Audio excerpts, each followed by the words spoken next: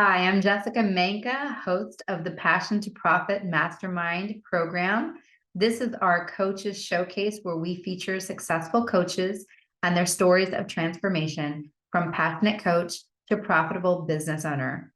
Today, we have with us Lynda Gerty, along with members of the Passion to Profit Mastermind who are in the process of building their path to profitability.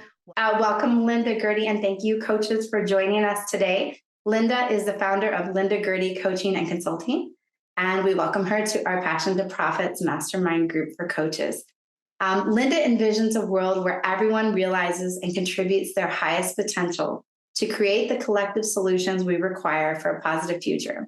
As a leadership coach and organizational consultant, she specializes in supporting individual learning and leading participatory group processes that increase the health and effectiveness of human systems. Her greatest desire is to support the leaders to live healthy, fulfilling, joyful lives while creating transformative change in the world. As a coach, Lynda recognizes and honors each person as the expert of their own life and facilitates the discovery of self-generated solutions.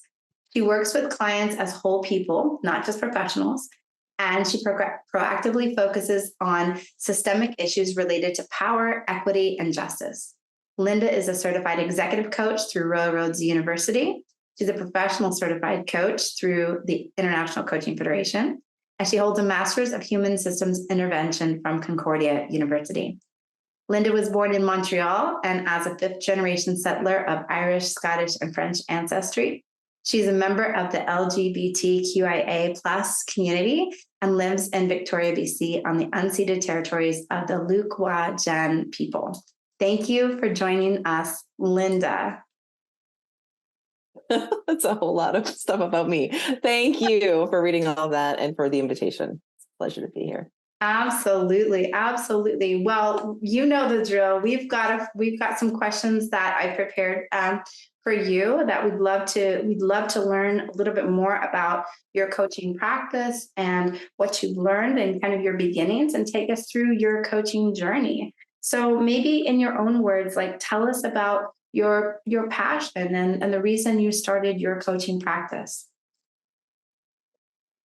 Yeah, thanks. I do think, without sounding trite, hopefully, we're living in a very interesting and critical time, and that we, as my little bio said, that we need, all of us to figure our path forward and create the solutions that we need to have a positive future on the planet.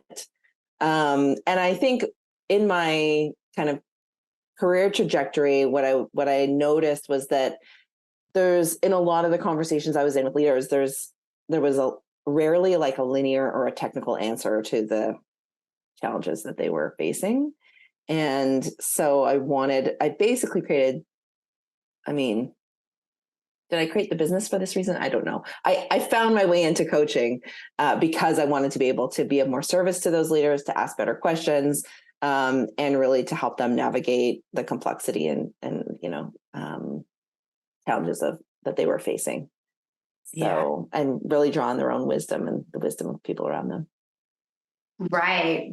And so your passion was you were already working in the OT and leaders, or the OD and leadership space, and wanting to continue that mission on through coaching, it sounds like.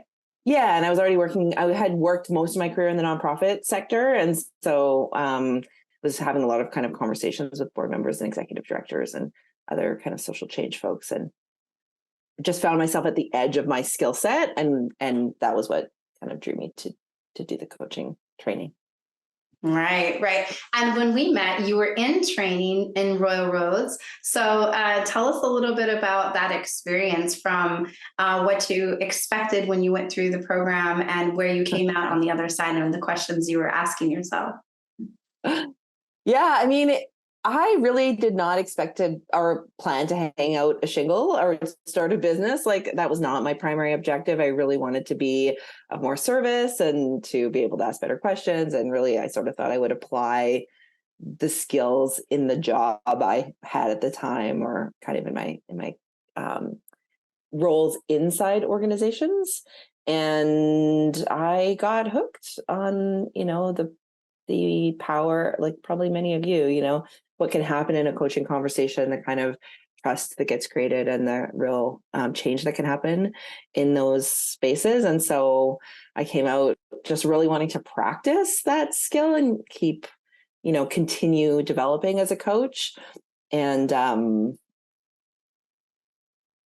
over time, I built this, to my own surprise, this business that has, it's like 8 years on, and it's definitely a viable, thriving, way to support myself and also do good work in the world. So, but that was definitely not my expectation or plan necessarily starting out. Right, right. And I can recall one thing that we talked about sharing for today, which was some of the coaching that we did together around, really defining like, where does your career go from here? And one of the lasting impressions you've made on me, and you've made on many people that I've worked with who've done a similar exercise of vision boarding. You were the first one. And do you want to tell us a little bit more about that, or even better, show us? I when we reconnected, I said, I still have my vision board on. Actually, it's in my art studio, but I went and got it. So it's this like little visual that was kind of a summary of where I was at the time, the kind of questions and like encouragements that were really reinforcing and that we had kind of talked about and discovered through our work together. So where am I at in the timeline was like a really useful piece that came out of our coaching, because I was constantly, maybe that's useful here too. Like I was constantly like, okay, where am I going? What's it going to look like 6 months from now, a year from now? Like all these kind of like future oriented, anxieties really that were my questions. And so our practice was really about like, okay, today, what's happening today, and trying to really be present with the, what are the opportunities, what are the choices I have right in this moment or in the present. So that was very useful. Mm. And what do I say no to? That's a constant thread in my life. Constant kind of learning edge. So I still have this kind of artifact of our work together, which I love. I love it too, because you showed me that we could take not only the concept of a vision board, but we could take the values, the mantras, the visuals, the aspirations, but also just like that, those questions, where am I at on the timeline? What do I say no to? Those were like almost like guiding decisions in your life, or guiding questions that you would ask when faced with a decision or a choice. And you showed me through that very organic, I was just messing around, like putting some images together. And I remember creating that. It was just this really beautiful amalgamation of all of those factors in one area that could keep you grounded, could remind you. And there is never a time I've seen that, when I've seen that image of your full vision board, that I don't smile and I don't walk away with your essence, a heart that's like, I got a post-it on it that's on a tree. Your artwork is in there. It's so you. And I'm over here, but it always made me connected to your vision and your purpose and what you're all about. So thank you for that learning way back when, 2015. Yeah, 2015. Seems like yesterday, and also not. Yes. Yeah. Yes. So going back to the beginning, so it wasn't your intention to hang a shingle, but you started to hang that shingle at some point. When you think about, who are those specific leaders that you're looking to impact? Like, how would you describe them? How would you describe that niche of leaders? Yeah, I think that really the folks that I am most excited to work with, and that most of my for most of my client base now, are kind of change makers, broadly defined. Definitely folks working in kind of nonprofit social justice world or sustainable, socially responsible business. And, really I think when I think about the folks who I'm most excited to support is like people on kind of like the edge of, what the world needs at the moment, and who are really grappling with some of the big questions around sustainability and climate and social justice, like all of these big interconnected challenges that we have. And I feel really lucky and grateful to be able to not be doing that work myself in the front line, which from different times I've done, or I kind of thought that might be my career path. And it's really clear to me now that my role is to support those folks. Yeah, it's a privilege. Mm-hmm. And so tell us about like, what do you do? Like, how do you support them in your coaching and consulting? What are some of the key offers that you provide them? I mean, maybe I'll say a little bit more and say, I would say there's a couple of different ways in which people come to me. So maybe half of my coaching practice are individuals who are like investing in their own leadership development, or whether they're senior leaders or whether they're kind of earlier in their career and they're like anticipating moving up or wanting to offer more leadership. So that's one kind of chunk of folks who are at a crossroads or like wanting to learn and grow and decide that they're going to invest in coaching themselves. And then the other half-ish are folks who are within organizations who either have some like resources that they can draw on organizationally, or who are doing some work with their teams or things like that. And so I like that split. It's kind of, it's a good mix. And what do I offer? I mean, I offer the one-on-one coaching, and kind of, I describe myself as a leadership coach, broadly defined, because you kind of have to describe yourself somehow. And that's been the frame that is the most kind of resonant for whatever reason. I do, I think about leadership really broadly. So it can include folks in executive positions, or it can include any, people who are offering leadership in their community, or, in different levels of an organization. And so that one-on-one kind of coaching, often it has a connection to work that people are doing or their own kind of career development. And then I also work with leaders who are navigating tricky dynamics in their teams, change, conflict, those kinds of, or just team development kind of opportunities. And, the last few years have provided a unique kind of playground for team development and team challenges. So that's been interesting. I've learned a lot in the last few years. Right. Awesome. So tell us more about like those early days. Like, this was a long time ago, I realized, but like, walking back to like, what did you need to do to become a business owner? Not just a good coach, but the business owner. Like, tell us about that piece. Yeah, it's a good question. I mean, I did create a website pretty early on as kind of a way of somewhere to send people. Things have changed. I mean, it's 8 years, so things have changed. But I also think, so there's different platforms now than there were then, or that might be helpful. So that was one piece. And then some of the business infrastructure. I would say my approach, which isn't the right approach or the best approach, but the approach I decided to take was like lightest structure necessary. So I kind of built things as I needed them. And so that meant, okay, early on, I created this very simple website. So basically to create some legitimacy and, here's what I'm doing, place to send people. And, the kind of basic business infrastructure. So like business number and kind of figuring out some of the administrative pieces. And then, but that was really it. And I started off the side of my desk. I had a 4-day-a-week job that was a full-time job. And so I was coaching 1 day a week for a period of time.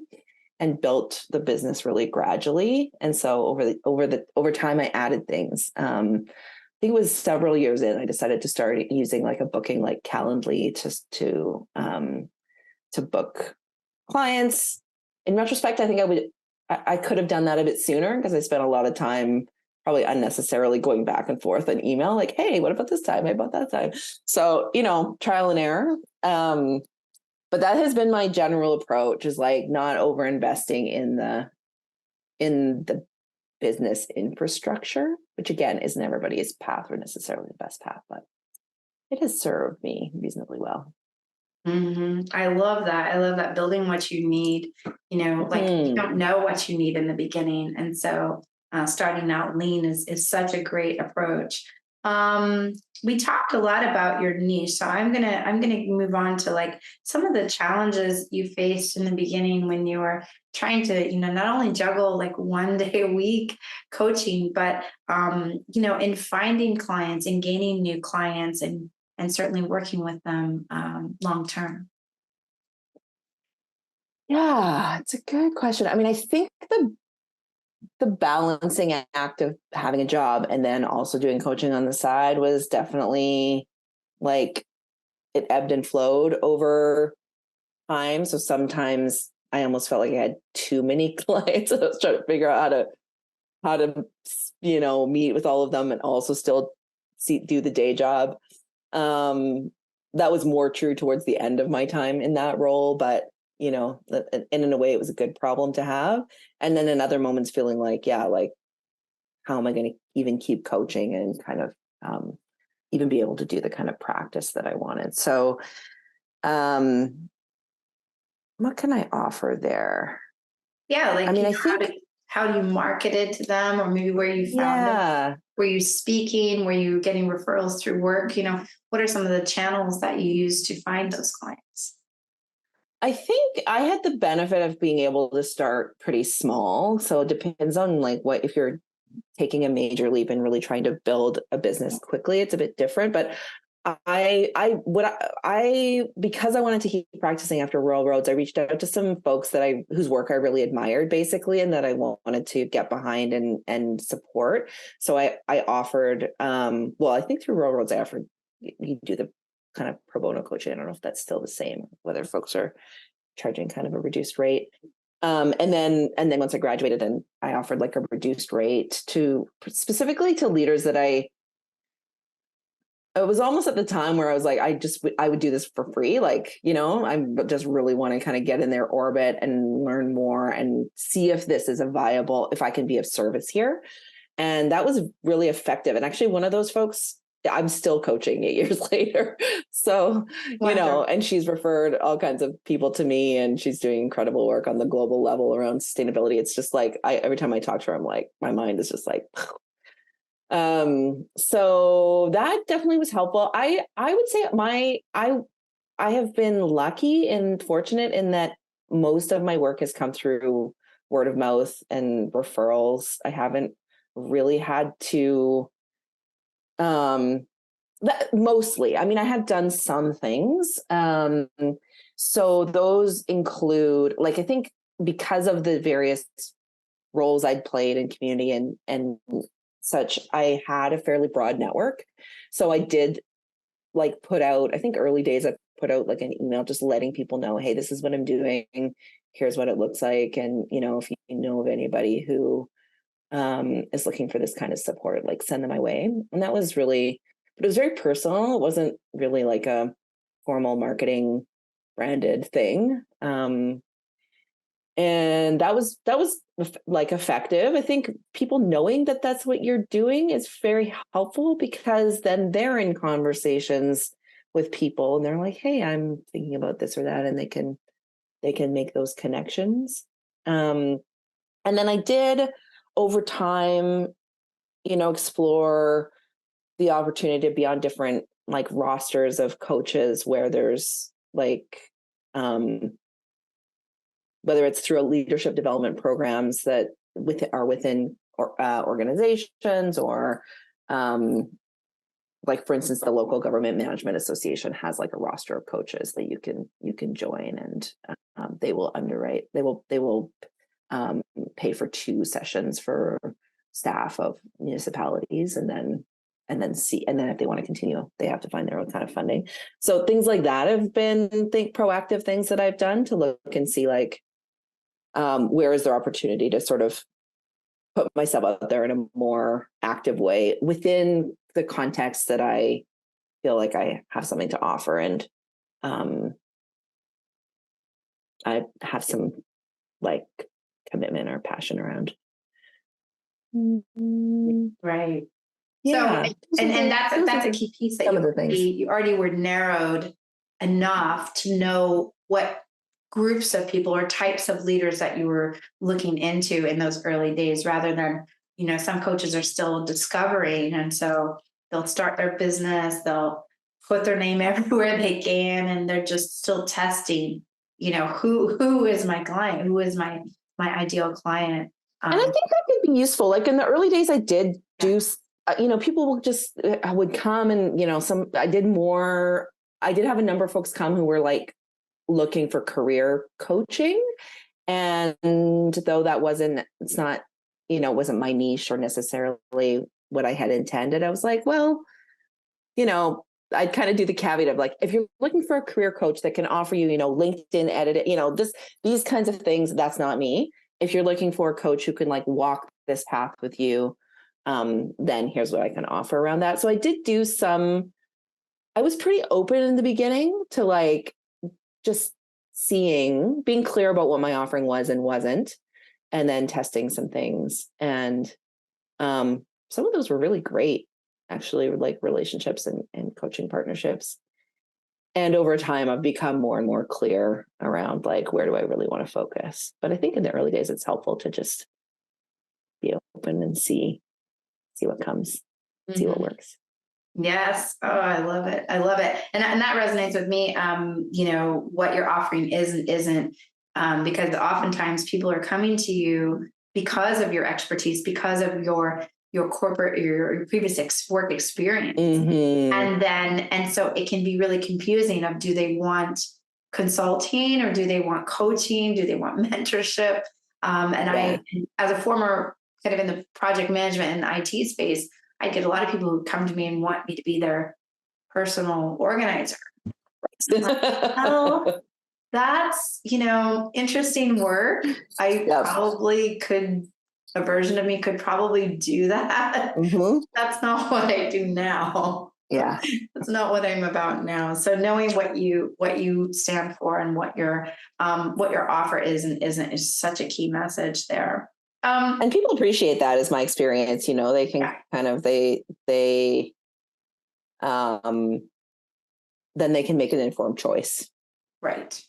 And sometimes it does mean saying, okay, if you're looking literally for career coaching or counseling where it's more technical, I built a list of folks that I know are quite good at that. And I'm happy to send people, to refer people where they're really going to find what they need, which is much better than trying to twist myself into something that is going to work. Over the years, I've learned that's not the best. Right. So talking about your growth as your business grew, money mindset is something that we all have. We all encounter pieces of this. What was your money mindset like in the beginning, and what is the mindset that it takes to be successful as a business owner? Yeah, I was thinking about this in advance, and I think hopefully it doesn't sound overly simplistic, but a big piece of it is actually just believing that what you have to offer has value. And that sounds easy to say, but it takes some time sometimes to internalize it. I know, like, especially when, for me, there was an ease with coaching, like that I found I really, I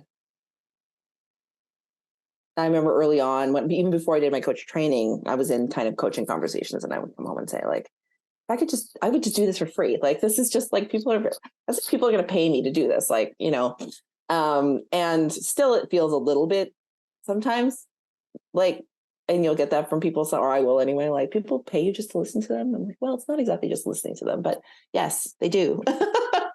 And so there's something about really, like internalizing, really sincerely having confidence and believing like this offering is worth paying for. Mm.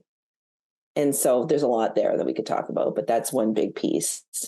And then for me, it was also really important to think through like a pricing strategy and model and fee structure that like was values aligned and that would work for the clients that I was working with. So for me, it was really important for coaching. Does that mean to be accessible. values aligned in your pricing? Yeah, I mean, I think this is a bit, it's connected to the fact that I'm working with folks who are like in the nonprofit sector and doing activism work and like change work, which isn't always the most lucrative. And so, and also folks who are younger in earlier in their career. And I had struggled with that myself, like the idea of hiring a coach or affording a coach when I was like in my, early 30s, and it felt out of reach for me at that time. So I've come to the place of having a sliding scale fee structure for folks who are paying for coaching themselves. And so that has worked very well. And so I have like a 3-tier kind of, and it's a self, like you tell me where you fall on this fee structure.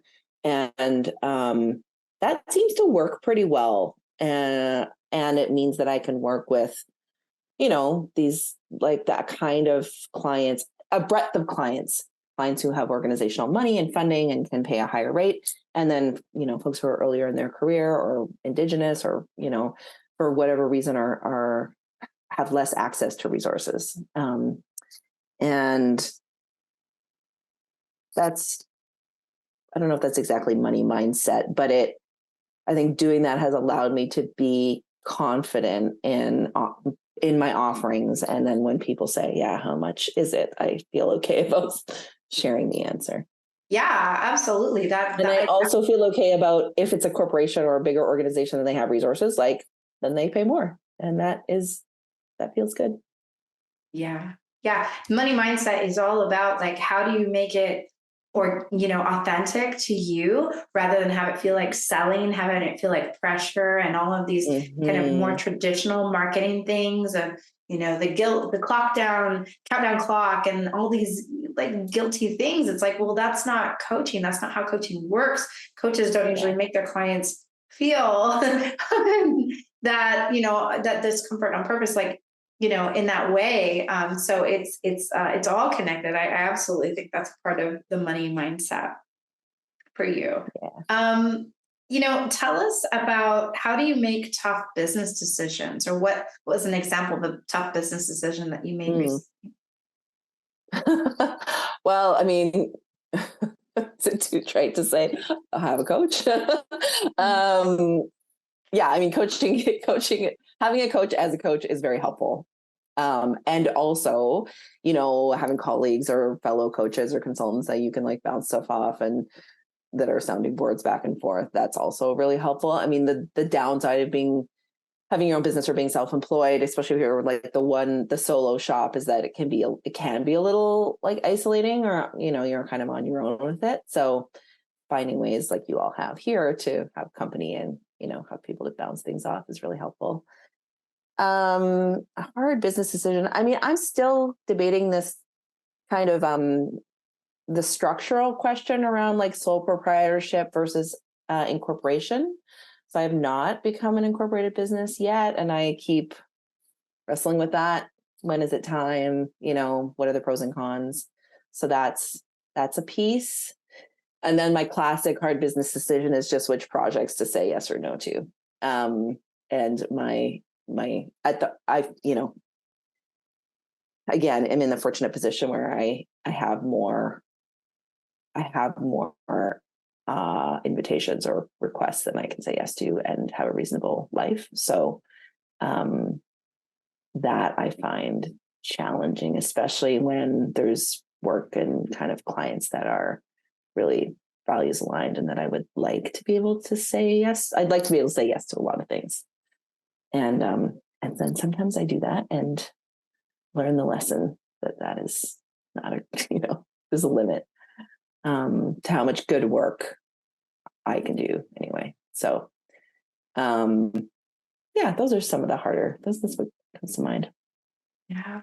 Yeah. We're always faced with choices around our time and where we put that energy and effort. And my own group of coaches here on the Passion to Profit Mastermind have watched me personally, like go on vacation. How did that work? I get twitchy when I go on vacation because it's like, I know that that's time that could have been, another week that I could have helped new people or existing people. And it's this tension that I wrestle with, getting better at it, but still wrestle with to this day of, I have to sometimes take the time for myself and for my family. And that's okay too, because that makes me a better coach. Yeah, indeed. Yeah. What's a myth that you think most coaches believe out there that would help their coaching business grow? I thought about some of these things in advance because on the moment I'm on the spot. I'm not always doesn't come to me. But I think the thing I was thinking about there was, I don't know if this is a myth or not, but the thing that has not been proven true in my experience is the need for like a really fancy website, and all the packaging and all the things. I built that website. I'm not a website person. I built it myself on Wix, early days, and I've updated it from time to time. And every year I'm like, I got to get that website. I got to do something more with that website. And then I'm too busy with the work. So, I don't know. For me, that's a myth. And for other people, it's probably very, very helpful and useful and drives a lot of business. So I think, I was saying to Jessica just before we started this call that there's no right answer to any of these questions, really. It all is about finding your own way and your own path. But that's one myth that comes to mind. Mm-hmm, mm-hmm. Maybe another one is that there is one way to do this, like that. We sometimes have that orientation or kind of an assumption, even if it's unconscious, of there's an answer and there's a formula and I got to figure out what it is and do it. And that's just not, there's so many different ways to develop your work and business and offering. And that's kind of the beauty that's the beauty of humans and also of this profession. Mm-hmm. Mm, I love it. I love it. Totally agree. I'm going to skip ahead because I'm conscious of the time and I want to get over to some questions from our group. Anything else about maybe you would want to share about your growth that we haven't already talked about in growing your business?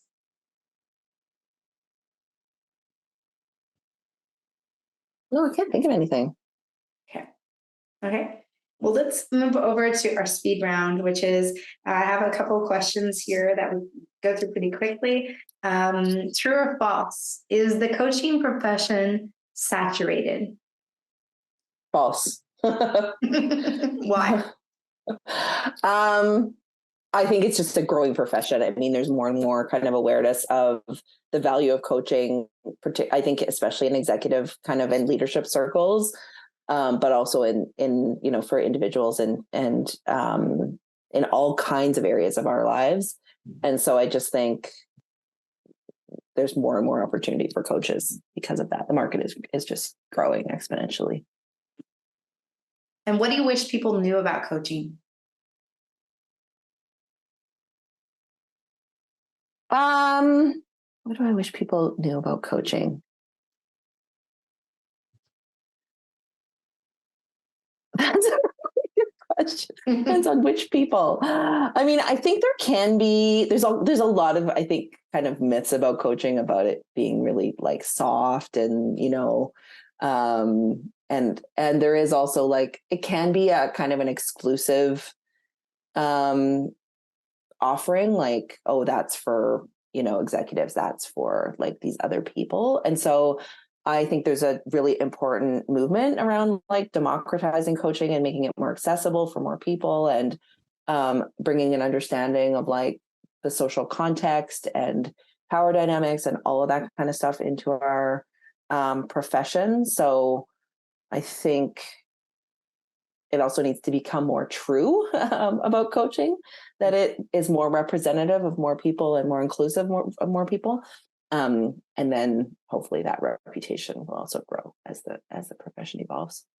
Mm-hmm, mm-hmm. What's one thing a coach needs to be disciplined about?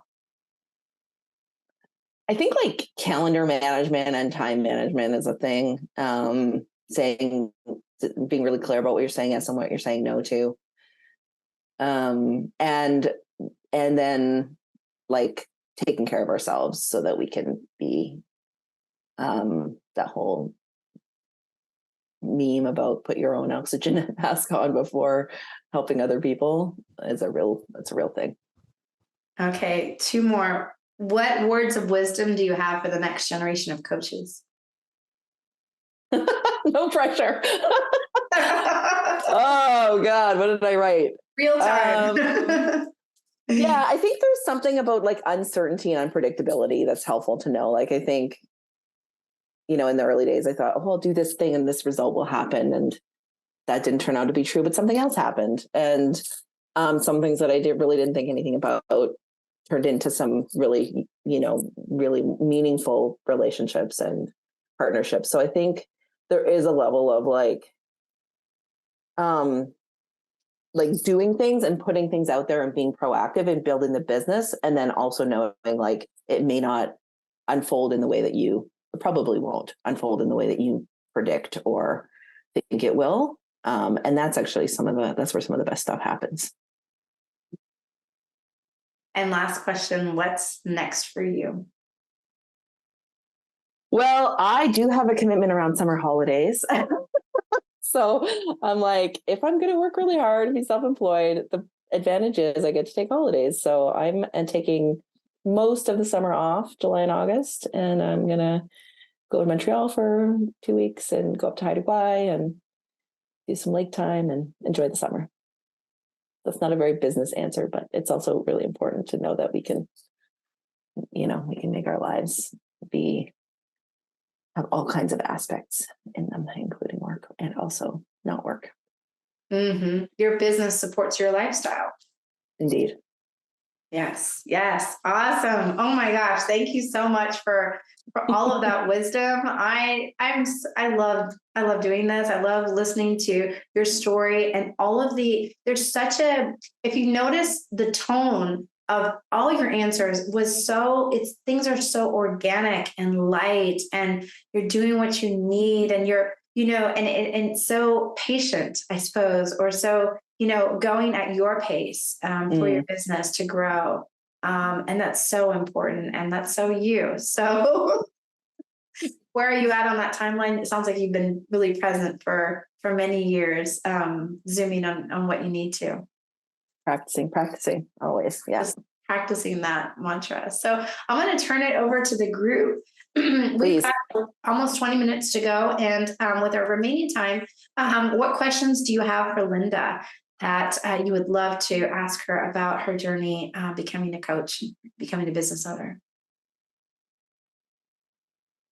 Or comments or thoughts on what you just heard? Yeah, go ahead, Ashley. Yeah, please. Thank you so much, Lynda, for sharing all of that. And thanks, Jessica, for the space to hear and learn today. I guess I have a couple of questions, but I'll just start with one, which is, I love the organic approach, and it's so refreshing to hear this idea that you can grow at your own pace and you can set the expectations. That really resonates with me. I still have a part-time job, which some days feels more full-time.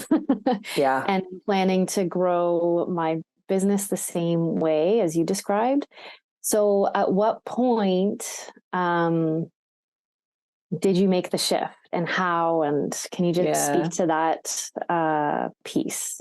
Yeah, it's a great question. I mean, I think a couple of things happened. One was I kind of did start to hit the, like, I remember there was one point, I don't know if I should say this unrecorded, but where I was like taking coaching calls, like in the conference room at my day job. I was like, this is bad. I can't be doing this. So there was that, but also I actually, I had been thinking about going back to grad school for a long time. And so I finally found a grad program that I was really, this program at Concordia. So I ended up like leaving my day job, going to grad school, and then coaching part-time through grad school. And then when I was done grad school, I was like, okay, what am I going to do now? Should I get an internal job? And I decided to give it a year and see if it was a viable route. And that turned out to be the case. So there was a few kind of the circumstances that helped with that. But I would say for me, it was really helpful. It was helpful to have that kind of foundation. And I had thought about, even without grad school, like maybe I could go down to 3 days a week and like, and kind of taper slowly so that there wasn't so much pressure on the finance side of things. Like I don't have luxury of, like I am responsible for my own financial situation. And so I needed to be able to pay the bills and all that stuff. And that was a good way to feel like it was doable. The other thing I would say is I when I was working full time, I put all of my coaching revenue into a bank account. And so I had a little pot of savings that I could then draw on through grad school and kind of to get me through, like to buffer any downtime when I made the leap.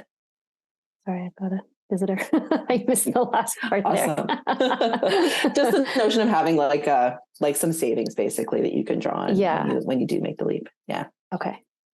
Thank you so much. Yeah. Happy to answer any other questions too, but I'll let others go and then I can great. jump in after. Great question, Ashley. Thank you for that. Who else has a question for Lynda? I do. Go ahead, Kristen. Welcome. Hey, Lynda. Hey. So a couple questions came up for me. This one's a little granular, but I really identify with the practice of democratizing coaching. And I'm curious, how did you kind of even get to your sliding scale? What it actually looked like, I mean, to be honest, I Googled other coaches and what they were doing. And there are coaches out there who have sliding scales. I don't have mine on my website, but some coaches do. And so I basically did some research, and then I've shifted it over the years, and then I also offer, I didn't say this earlier, but I have some pro bono kind of slots that I can offer too. So yeah, and it's evolved. But what's your client engagement on that, on the pro bono? Do you feel that it's consistent with your paid clients? Yeah. Oh, with the yes, yeah. And that's, I mean, it is because I think it's because I'm quite intentional about who I work with on that front and what the kind of parameters are and what their goals are and that kind of stuff. So it's I've learned over the years. It wasn't always high, I guess is what I would say. Yeah, that's what I'm encountering. And so last question. What sort of guidance around that, like parameters for criteria? I mean, of course, people can ask engagement and people can say they're engaged, but what are any tips or tricks from you on that? I mean, I think I wouldn't start with the pro bono offer. Like the way that those clients come to me is through conversation where people are, they're trying to figure out how they can afford it basically. So they're already motivated and they're already thinking of how can I invest in this? Exactly. Yeah. Exactly. So that's a piece. And then what else? Yeah, I think it really is about those initial conversations about contracting. And there is something about putting money on the line to kind of as a proxy for commitment. It's not always, it's not the only thing, and it's not, but it is. Yeah. Yeah. So I think in the early days, I was doing more pro bono coaching, and I was tempted to kind of continue that or charge really low or whatever. And I think that like shifting out of that mindset actually helps with engagement and retention. Okay. It's counterintuitive. Thank you. But, one comment before I allow everybody else come to the floor is I really appreciated I wrote it down where you said there's a limit to how much good work I can do. And being a burnout recovery person that was working in healthcare, part of the burnout equation for me was feeling as though like, well, I have to, this is my role. And a little martyrdom going on. So that really resonated with me. Thank you for your words on that. Well, I appreciate that. And that burnout martyrdom dynamic in activist circles is really thick. Yes. And I've lived that myself too. So it doesn't come easily, but I'm glad that is helpful. It's an ongoing learning and practice for me too. All right. I think we can all agree on that one because, I'm coming from an IT background. So, tech who thinks that people are dying, but really only technology is being ineffective, burning out, serving that or serving nonprofit, so much burnout, young, passionate people with missions, bigger than the universe, trying to get that underway. And then of course, healthcare too. And so, I love that. I love that. Thank you, Kristen. That was some really great insights from what you heard from Lynda. I know the people I don't disappoint in terms of, offering people who truly are doing unique, amazing, valuable, impactful work and still keeping a lean kind of one-on-one type focus or a solopreneur type business focus. How about you, Tyann? We haven't heard from you. What are your thoughts, insights, comments? So appreciative of, seeing a unique path and sort of how you found your way through it. The nonprofit sector is so interesting, and just being able to, kind of contribute to some of these like really big issues in a coaching space is like something I didn't really think about. So that's, I really appreciate that. I'm curious about two things. One is this notion of like finding people who, what did you say? People, like leaders you admired and offering coaching. If you could just tell me a little bit more about that. And then the other question is sort of related to, but it's like, how you make the shift to now I'm going to start charging with my money mindset of like, I want to give everything away. Working in that sector where, people don't have money must be really hard. So if you just have any insights about that as well. Yeah, those are great questions. Let me just think about that for a second. I think if I think back to those initial clients, a lot of them were people that I had kind of conversation of some kind with over, like it wasn't a cold kind of like offer, I guess is what I would say. So I'd had some kind of interaction with those folks and knew that they were either wrestling with questions or like maybe their organization was like going through a growth phase or like there was something kind of going on that I could reference and acknowledge in terms of where they were at. And so I think I'm just trying to think about what the language was that I said, but I think it was basically me saying like, I really admire and I want to support your work. This is what I'm up to these days. And if this has any kind of, you have any interest in this kind of support as I, learn and practice my skills, like, let me know kind of thing. I'm not even sure I would have at the time said pro bono. So maybe even without, I can't remember, but I think we're too quick to offer stuff for free in the early days. At least that was true for me. And then I know that a couple of the clients that I had like done that kind of work with, like there were a couple of clients that like I contracted for like $50 an hour. And then like I was working with them 2 years later at $50 an hour. And I was just like, whatever, I like these people. And they were like, they helped me get off the ground. So fine. But then with new clients, I would say, okay, here's my starting rate and here's my sliding scale, and let people, the sliding scale is helpful because a lot of people will not choose the lowest rate, and so it gives them agency to be like, yes, I'm going to pay more. And you're like, okay. So that was kind of weirdly reinforcing of like, okay, if I give people a range and they land either, and lots of them land in the middle or even in the higher kind of level, it doesn't depend on you to say, here's my rate. So I don't know if that makes any sense, but I think once I finished school, I started pretty early on with a rate that I felt like I would be happy with, a sliding scale where the lowest rate was one that I would be happy with. And my experience is people don't say no because, with that approach, people don't say no because of the money. It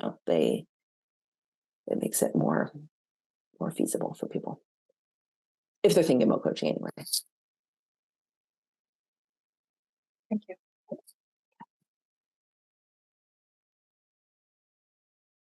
Yeah, I do.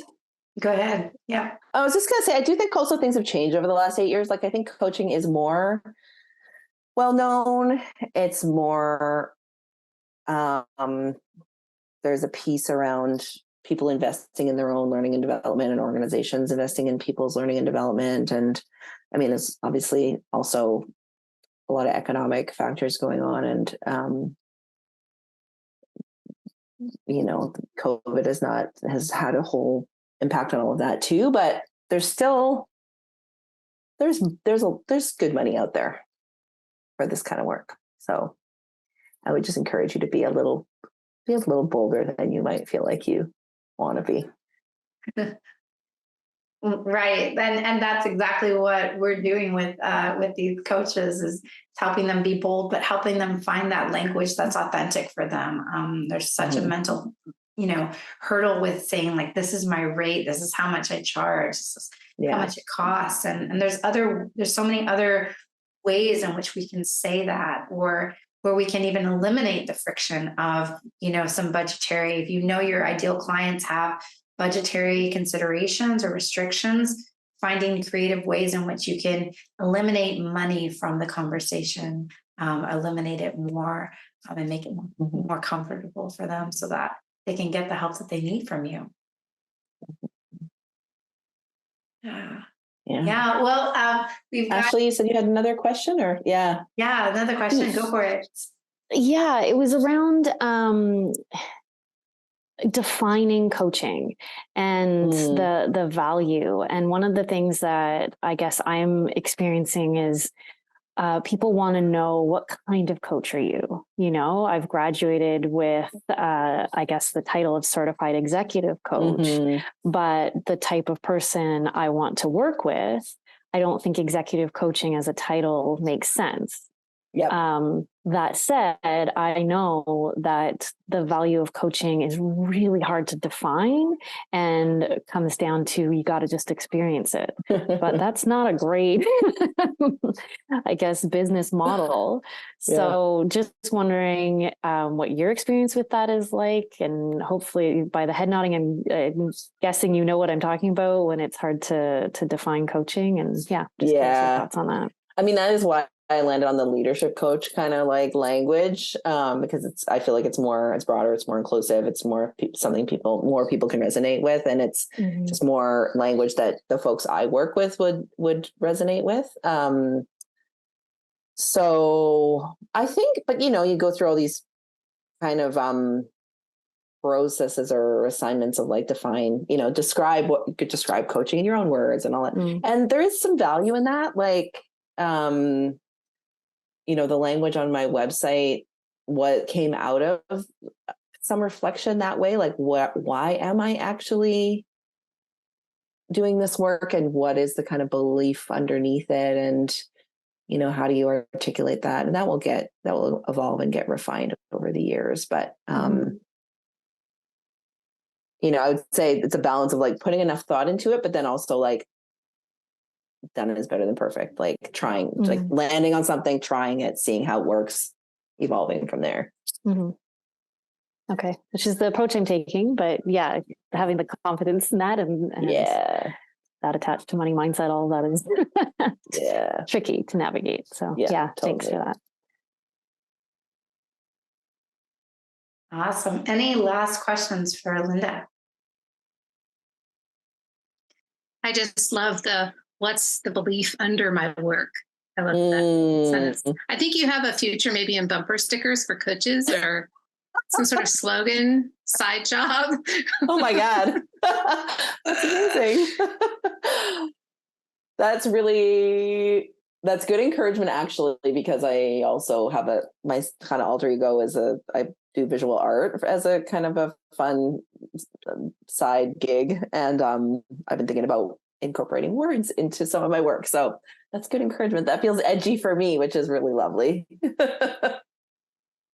It was the people on the edge of what the world needs. I think that was the other beautiful tagline for summing up who you serve. Thank you. Oh, I love it. See how it all comes full circle. So I asked Lynda before the call when we were preparing, I said, what's your tagline? Do you have any like things that you say after you introduce your business? She's like, I don't have a tagline. I don't have words that I put on it. So now you're full of words, actually. I'll listen back to this and be like, aha, there's my tagline. Okay, guys. Well, we are at time. I want to just thank you so much, Lynda, for giving us the gift of your story, your insights, your learnings. Just a tremendous inspiration. There's nothing short of the amount of inspiration and impact that you have with your work, and sharing and telling people about it, taking steps like today to tell us about, about your journey. So thank you for that. Thank you, coaches, for showing up as coaches. Always, it's such a pleasure. And I just want to wish everyone continued abundance and continued success in building your business and bringing those dreams into reality. So thank you so much. Thank you. Thank you all so much. It's a pleasure. Thank you. Thank you. Thank you, Lynda. All right. Bye. Bye. Bye. And if you'd like to get in touch with Lynda, here's various ways that you can connect and follow her. Her name is Lynda Gerty. She's the founder of Lynda Gerty Coaching and Consulting. You can find her on LinkedIn and follow her there. You can check her stories on Instagram at Lynda_Gerty, or you can check out her website, lyndagerty.com, to learn more about her coaching, consulting, and her beautiful visual art, which we've got an image of there that she provides. So check her out. You'll be glad that you did. Thanks so much for watching and enjoy the learning.